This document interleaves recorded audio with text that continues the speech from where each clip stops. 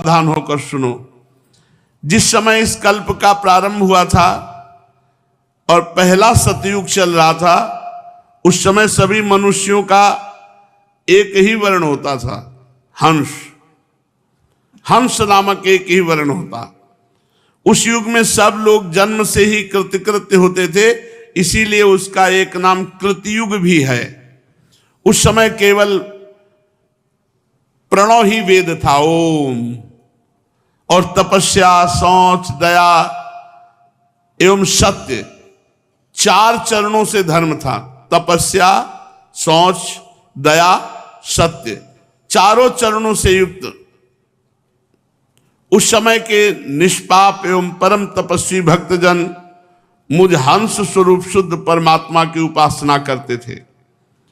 परम भाग्यवान उद्धव, सतयुग के बाद त्रेता युग का आरंभ होने पर मेरे हृदय से श्वास प्रश्वास के द्वारा ऋग्वेद, सामवेद और यजुर्वेद रूपी त्रयी विद्या प्रकट हुई।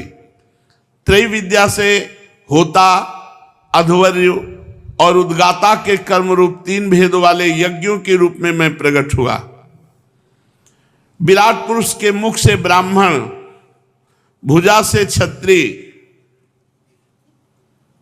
विप्र क्षत्रिय विट शूद्रा, मुख बाहुरुपादजा, वैराजात पुरुषात जाता या आत्माचार लक्षणा।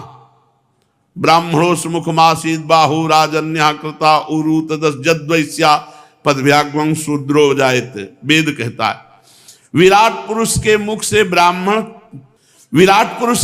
ब्राह्मण, भुजा से क्षत्रिय, जंघा से वैश्य और चरणों से शूद्रों की उत्पत्ति हुई। उनके स्वभाव के अनुसार आचरण से उनकी पहचान होती है। उद्धव जी, वो विराट पुरुष मैं ही हूं, इसलिए मेरे ही उरु स्थल से गृहस्थाश्रम, हृदय से ब्रह्मचर्याश्रम, वक्षा स्थल से वानप्रस्थ और मस्तक से संन्यासाश्रम की उत्पत्ति हुई।